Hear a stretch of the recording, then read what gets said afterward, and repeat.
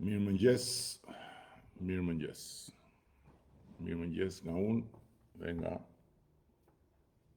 bufi im I bukur. Spari një lajmërim, informacion, si doni,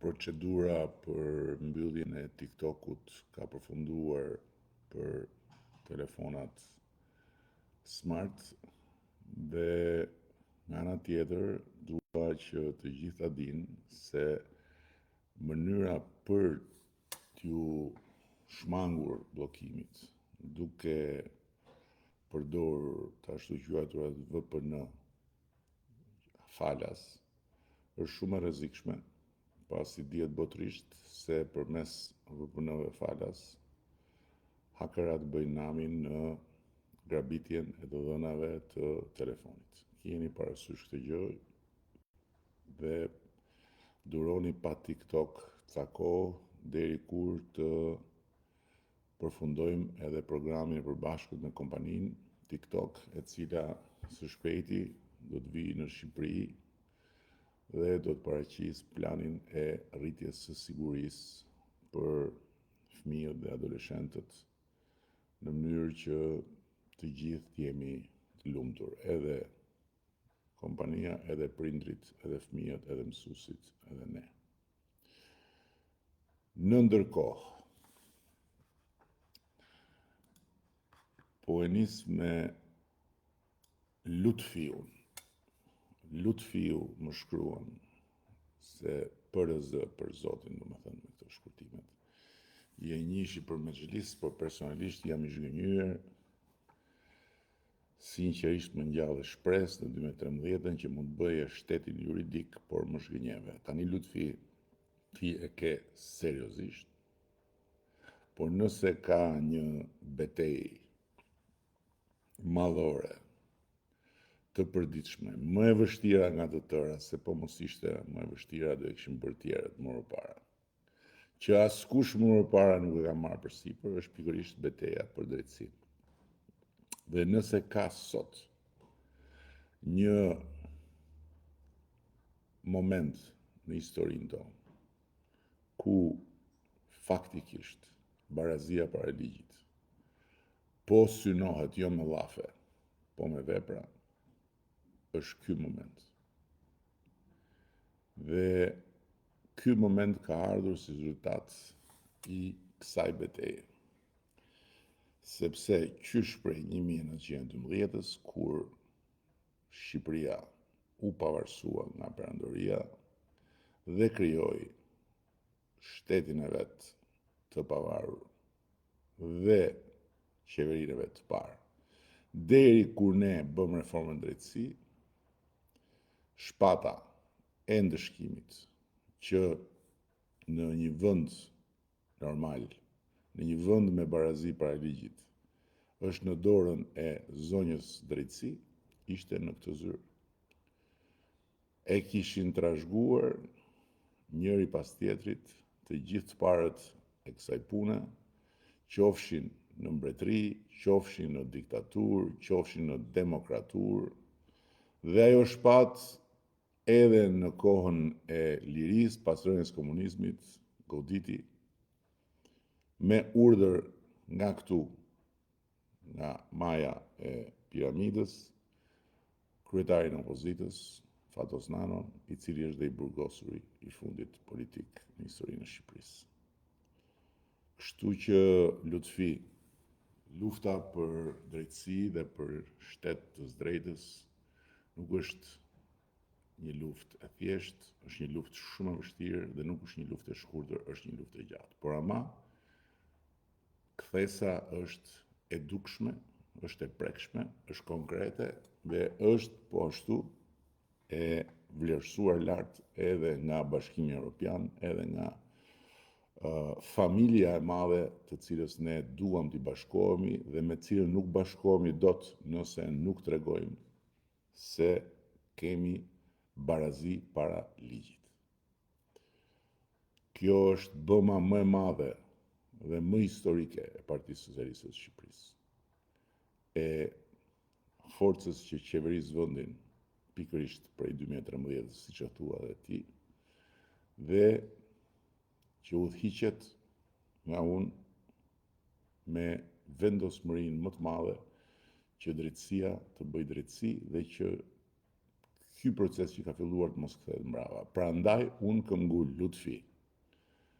Në 11 maj duhet të votosh me patjetër Partinë Socialiste dhe mua dhe pastaj në listë cilin do që dëshiron ke edhe një preferencë.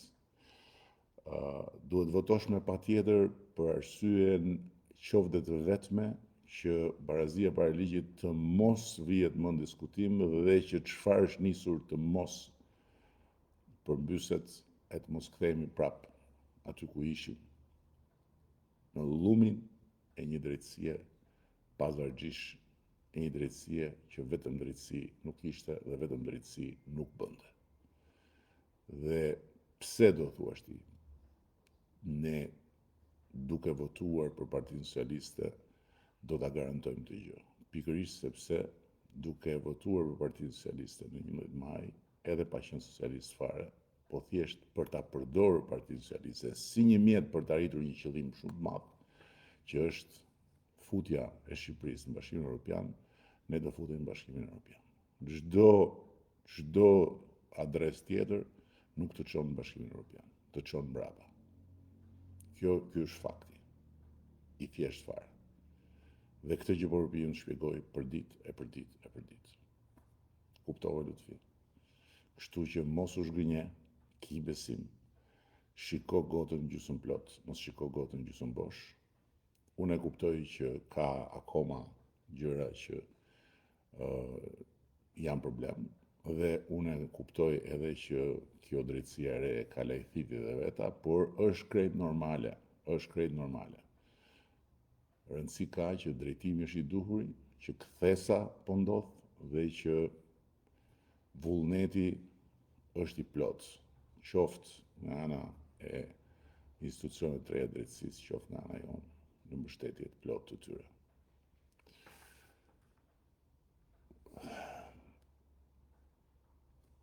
Arsim Moshi, zotëri kryeministër, lëreni atë malsorin, kë malsor ka fjalën. Po jeni mërzitur, ndoshta pra të lavutarin, po, që dolën fotografi. A jeni mërzitur se diku miku ju t'i dashur dhe çetniku Dodik? Po të ikin miq, dal nga dal e duhet të mbash pak zi. Ja është një pjesë e juaj atje në Kosovë që siç themi ne këte nga anët tona nuk mbush. Nuk mbush, kështu që nuk kam fare çfarë i bëj.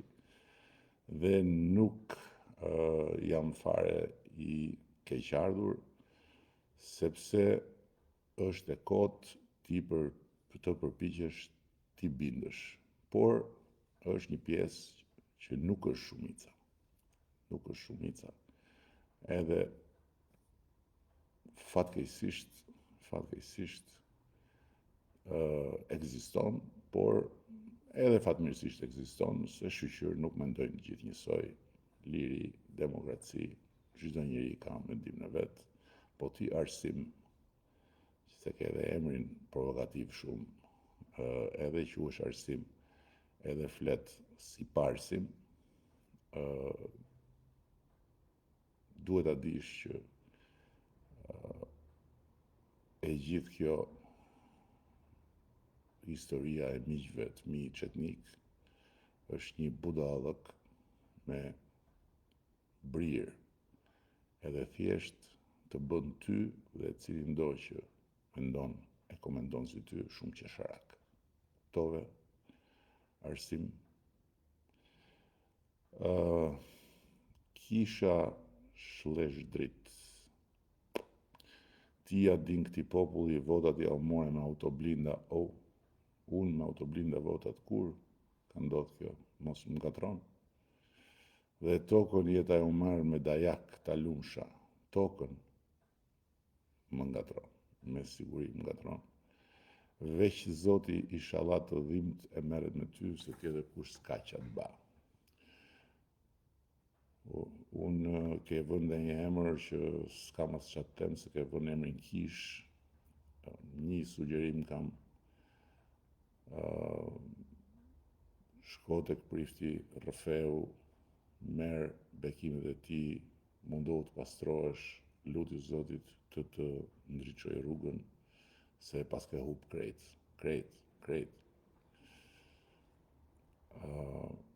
12 vjet kem pushtet dhe akoma justifikohesh. Unë nuk justifikohem fare për asgjë, pse për çfarë justifikohet. Ishim vendi më i varfër dhe prapë ashtu jemi, çmimet i ke më të shtrenjta se në Zvicër. Pagat janë më të ultat ashtu siç ishin. Zot. Po çfarë të them unë ty? Të them që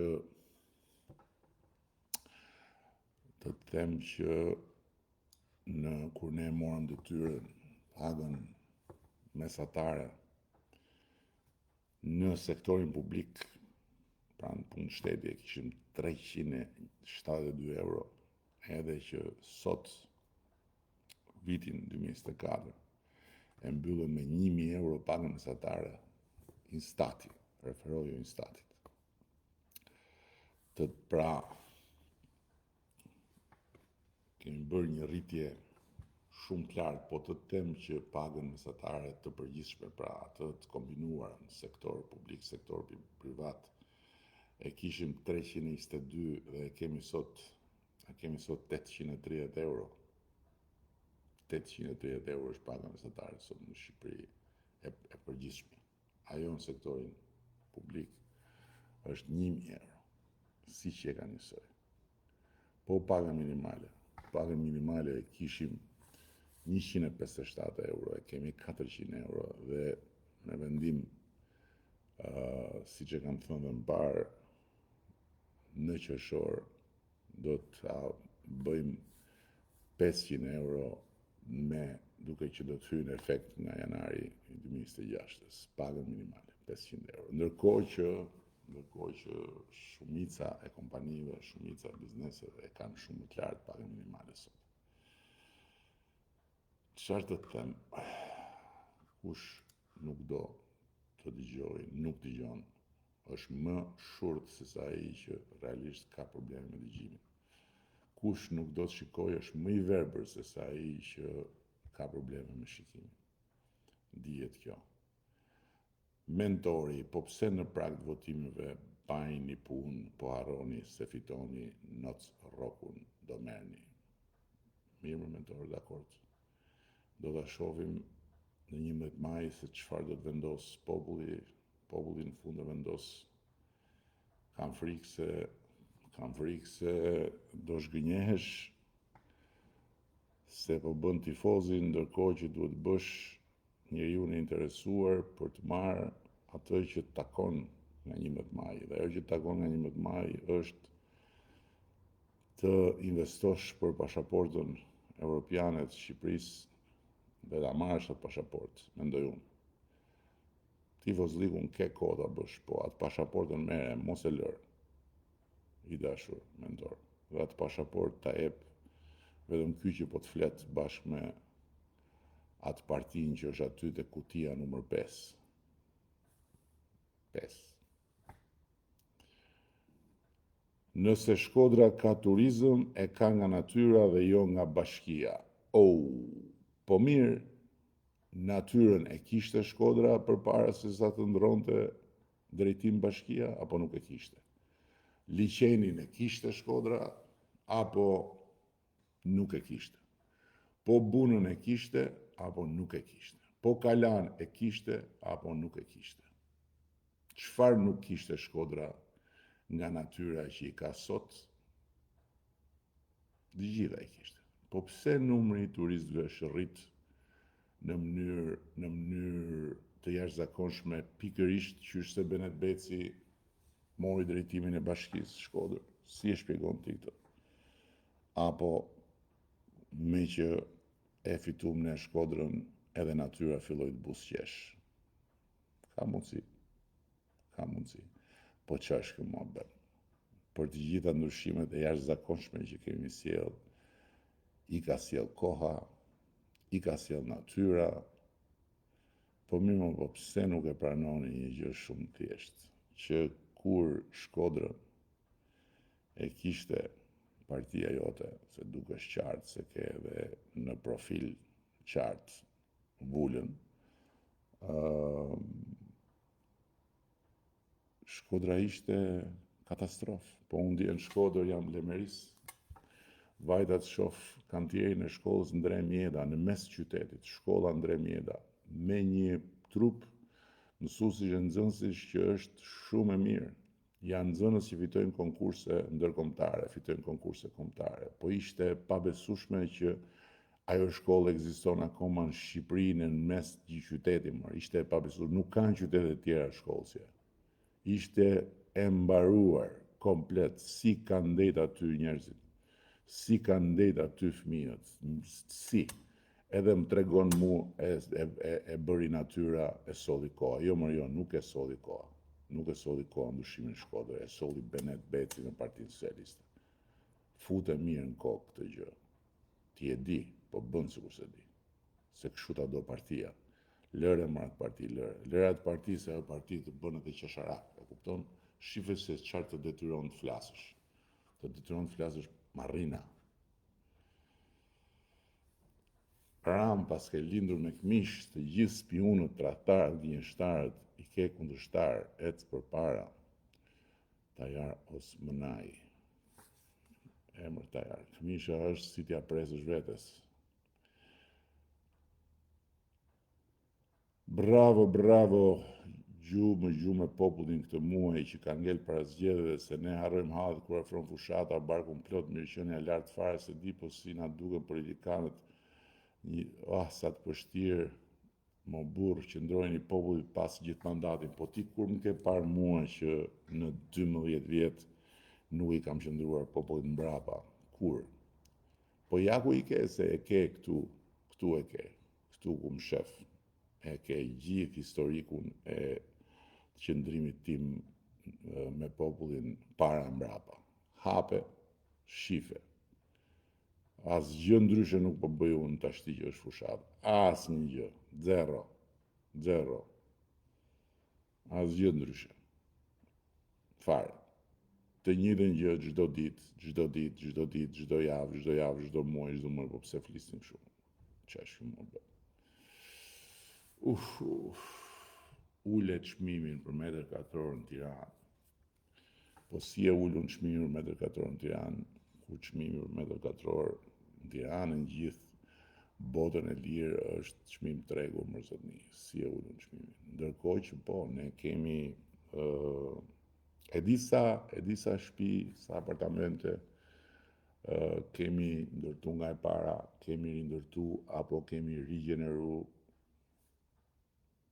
E disa dyer janë hapur dhe familjet kanë hyrë në shtëpi o të reja fare, o të rindërtume, pra të riparume, ose të rigjeneruara me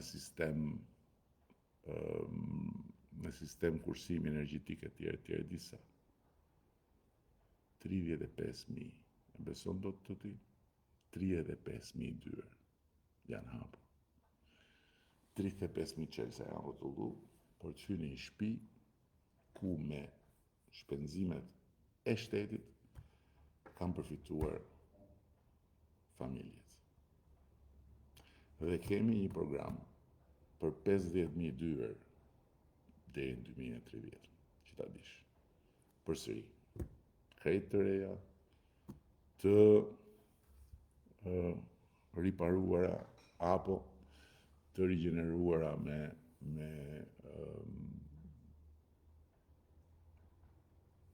gjithë sistemin e eficiencës energjetike, pra me konsum energjetik shumë më të ulët. Vazhdo me patronazhistët të ti. Dikur njëri tha, ore këta nuk janë socialistë, janë specialistë, që do me thonë nuk e kanë mendjet e popullit, por si ta maksimizojnë votën me hile, po mendoj se ka drejtë e lodhur, shumë e vjetër, shumë. Sa e lodhur është kjo shprehje. Pse se pyet veten njëherë pse, ke hyrë në majt piramidës, ke harruar vuajtjet e tua si qytetare, ke bërë akoma më të vështirë jetën, përpiqet kujtohesh.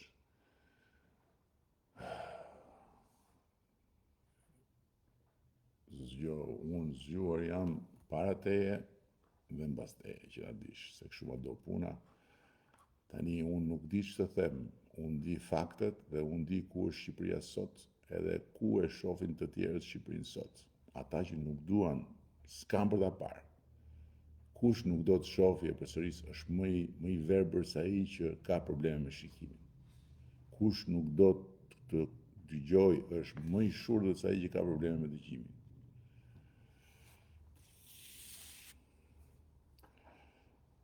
Sa mandate vetëm SMS-t patronazhistëve po lexon pajs zotin, po këtu nuk unë po kërkoj e po lexoj vetëm kush thot fjalën e fundit e kush thot fjalët më të hidhta si SMS patronazhist. Po patronazhistët nuk bëjnë njerë SMS. Patronazhistët nuk janë këtu fare. Patronazhistët janë duke të gjymut ty nga mrapa se ku je. Janë duke kuptu se ku je ti. Nuk e kanë fare patronazhistët detyrë të rrinë këtu e të bëjnë SMS-ra, kupton? Patronazhistët janë në punë, janë në teren. Qa të them? Po me Lulin kur e keni lënë për foto se pyet një shoku im në diasporë. E do me kështu autograf të përbashkët shoku në diasporë. Për foto nuk e di se fizikisht nuk puqemi, po zemrën e kemi të lidhur.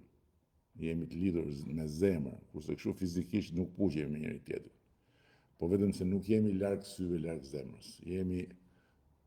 Jemi larg syve edhe syt në zemër. Po në Iraklio kur do vish është kryeqyteti i Kretës, në datën 29 jam në Kretë. Takimin e kanë caktuar në Hania. Nuk e di fare ku është, po kështu më kanë thënë dhe kështu edhe nuk e dija shqiptova tamam madje, dhe kështu do bëj. Do vi atje ku më kanë caktuar. O shoku, po ku e keti gjithë këtë besim se do futemi në BE? Kjo është pyetje me vend dhe pyetje shumë e mirë. E kam gjithë këtë besim sepse për këtë më keni zgjedhur dhe për këtë më paguani që të di arsyet pse e kam besimin. Dhe arsyet pse e kam këtë besim janë ato që mund t'i shohësh edhe ti. Është një situatë e re për Evropën. Europa kërkon të zgjerohet. Dhe duhet t'i kesh dëgjuar, nëse si ke dëgjuar, dëgjoj që me vetë gojën e komisioneres së zgjerimit, që ishte edhe këtu në Shqipëri, Europa thot, deri në 2027 duam të mbyllim negociatat me Shqipërinë. Kjo nuk ka bërë vaki ndonjëherë. Negociata 3 vjet nuk ka bërë vaki ndonjëherë. Malizi, me cilin ne jemi krah për krah, ka që në 2012 që i ka hapur negociatat. Dhe nuk ka hyrë akoma dhe ne e kemi arritur dhe jemi krah për krah. Dhe ideja është që Shqipëria dhe Malizi të hynë në Bashkimin Evropian. Serbia që i ka hapur negociatat në 2014 është mbrapa nesh tani. Nuk ka shans që të hyjë me këtë mundësinë e parë. Tek mundësia e parë jemi ne dhe Malizi. Në 11 maj ne e ndajmë të punë. Nëse ka një votë plebiscitare për të hyrë në Europë, do t'jetë shumë më lehtë për ne. Këtë di t'ju them unë juve. Dhe ne mbarojmë negociatën në 2027. Dhe duhet të vrapojmë, nuk duhet të ndalemi asnjë sekondë, jo më të luhatemi nga do t'i bim. Majt asa djathtë, jo më do t'i bim drejt.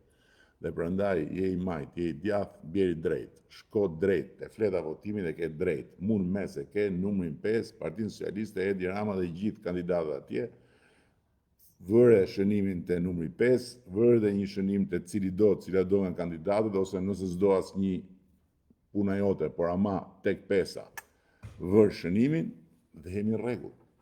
Jemi në rregull dhe pastaj detyrimi jonë dhe imi është të japim pasaportën e BE-s, Shqipërisë dhe ty.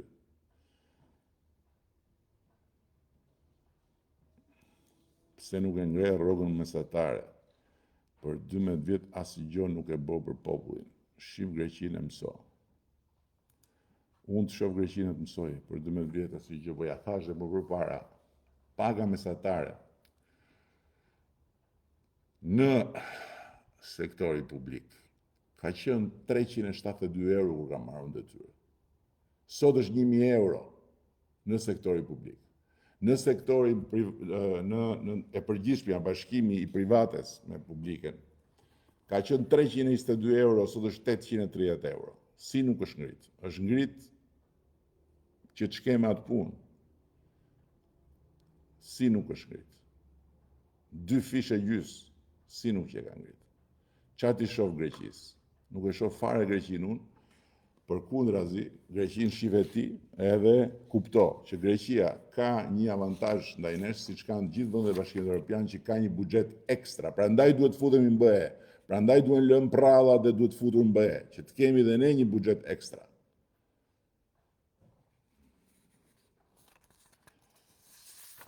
Atëherë,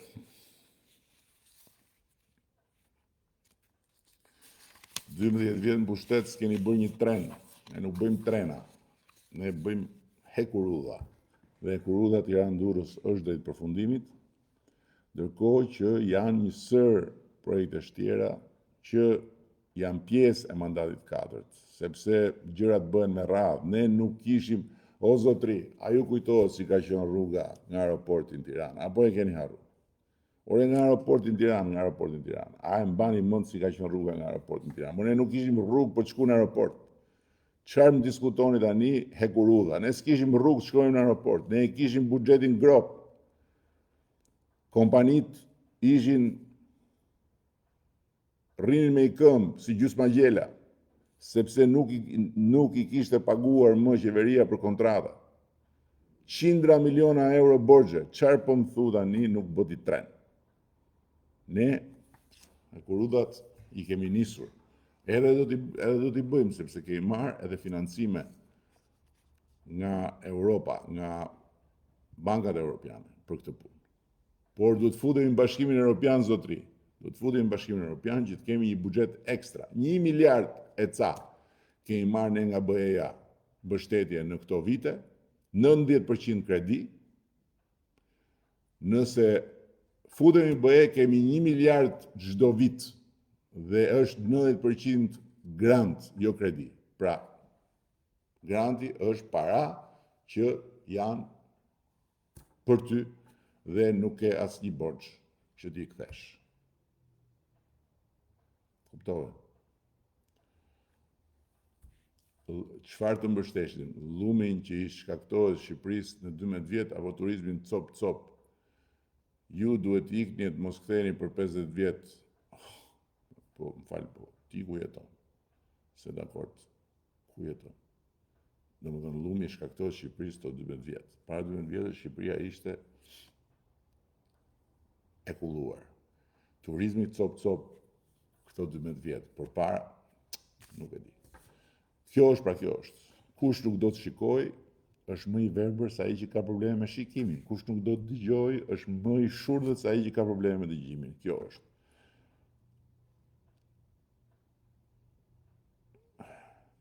Kur do e sillin në Shqipëri të fillojnë njerëzit të investojnë, se me siguri duhet të jemi të fundit. Po pse duhet të jemi të fundit për shembull, apo se kështu e do ti. Do të jemi të fundit për investime në të gjithë Europën. Jo, nuk jemi të fundit fare. Në përqindje në raport me veten dhe në raport me të tjerë, nuk jemi fare të fundit që ta dish. S'kan asnjë lloj programi, koha për t'i treguar vendin, Ardiani. S'kan asnjë lloj programi. S'kemi asnjë lloj programi këtu Ardian? Po mirë, futja në Bashkimin Evropian, për shembull, ty nuk të duket program fare? Po ti mendon se në Bashkimin Evropian futesh pa pas program për çdo fush, me objektiva, për çdo fush, të merr Bashkimi Evropian sepse i thu që zgjidhni mes meje dhe bufit kënetës? Jo, Ardian. Jo. Përkundrazi. Megjithatë, edhe më e bukur është që ju që thoni s'ka program, juve kur ne flasim për program, nuk e shifni hiç, nuk e dëgjoni hiç.